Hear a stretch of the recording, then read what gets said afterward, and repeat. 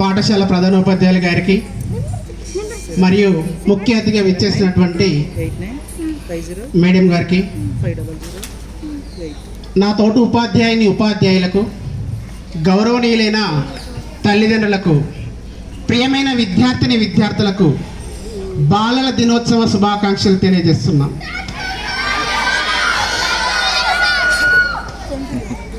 ఈరోజు బాలల దినోత్సవం జరుపుకుంటున్నాం. ఈ బాలల దినోత్సవాన్ని ఎవరి జ్ఞాపకంగా జరుపుకుంటున్నాము అనేది తెలుసుకోవాలి. పండిట్ జవహర్లాల్ నెహ్రూ ఆయన జన్మదినాన్ని బాలల దినోత్సవంగా మనం జరుపుకోవడం జరుగుతుంది.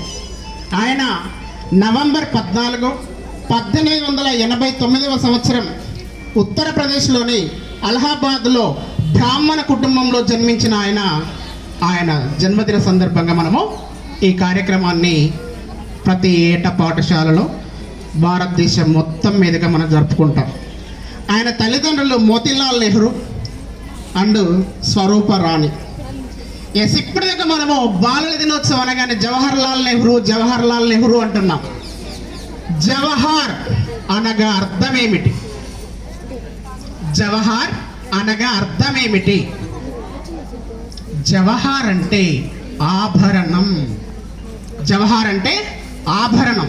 అంటే ఆభరణం అంటే విలువైనది, అలంకరణీయమైనటువంటిది, అమోఘమైనటువంటిది అనే అర్థాలతో కూడినటువంటిది అని అర్థం. సో మన పేరు పెట్టుకున్నటువంటి ఆయన ఆ పేరుని సార్థకం చేసుకున్నాడు. మరి అది నిరంతర శ్రమతో, నిరంతరమైనటువంటి అకుటుంబ దీక్షతో ఆ గమ్యాన్ని చేరుకున్నాడు. ఆయనకు పిల్లలంటే చాలా ఇష్టం. తన విరామ కాలాన్ని పిల్లలతో గడపడం, ఆయన్ని పిల్లలు ఇష్టపడడం, పిల్లలందరినీ ఆయన ప్రేమానురాగాలు పంచుతూ ఉంటే అదే పిల్లలంతా ఆయనని అంతే కుటుంబ సభ్యుడిగా భావించి చాచా అని పిలుచుకునేవారు. చాచా అని పిలుచుకోవడం జరిగింది. మరి ఆయన జన్మదినాన్ని పురస్కరించుకొని భారత ప్రభుత్వం తపాలా శాఖ ప్రతి సంవత్సరం ఈ నవంబర్ 14వ తేదీన తపాలా బిళ్ళలను కూడా విడుదల చేయడం అనేది జరుగుతూ ఉంటుంది.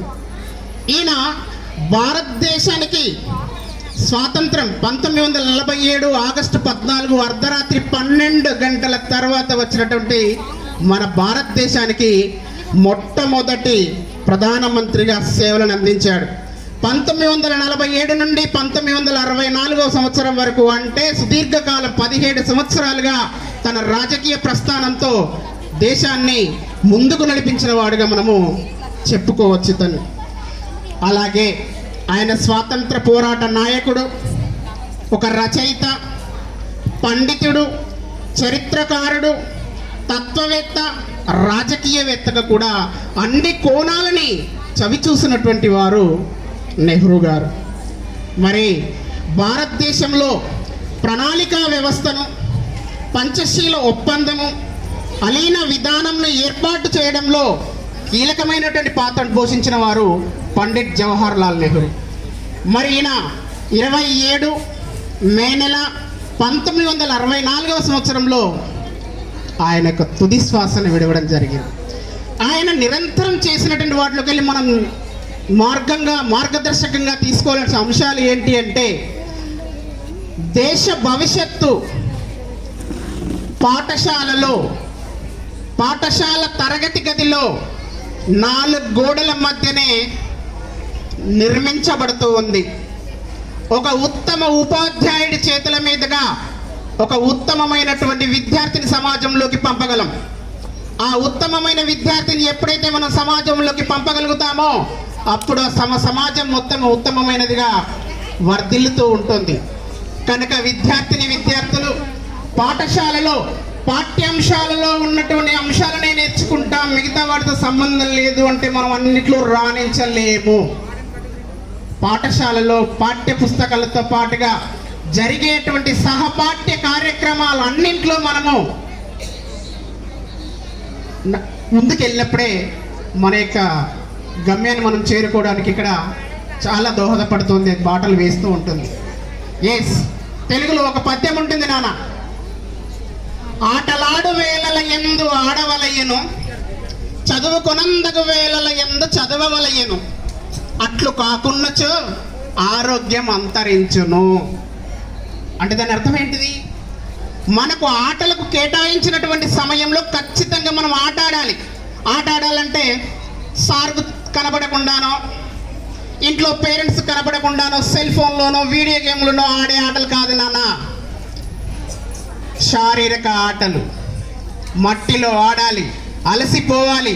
అలసిపోయినప్పుడే నీలో నుంచి కొత్త శక్తి అనేది జనరేట్ అవుతుంది. అందుకే ఆటలు ఆడాలి. అది కూడా ఆటల సమయం, కేటాయించినటువంటి సమయంలో ఆటలు ఆడాలి. కానీ ఆటలాడే సమయంలో చదువుకునేటువంటి సమయంలో ఆటలాడినా అది రెండింటి మీద పడుతుంది ఎఫెక్ట్ మనకు. అందుకే అన్నారు, ఆటలాడు వేళల యందు ఆడవలయను, చదువుకునందగు వేళల యందు చదవవలయను, అట్లు కాకున్నచో, అంటే అలా కాకపోతే వాడి ఆరోగ్యం అనేది అంతరించిపోతుంది అని అర్థం ఇక్కడ. రైట్, ఇంకో పద్యం ఉంటుంది. పరులకు సోదరులకు భూవరులకు కొనరాదు, సర్వవశ్యము తానెవ్వరికిచ్చిన కోటి రెట్లు వృద్ధి భజించు విద్య తన ధనమెప్పుడు.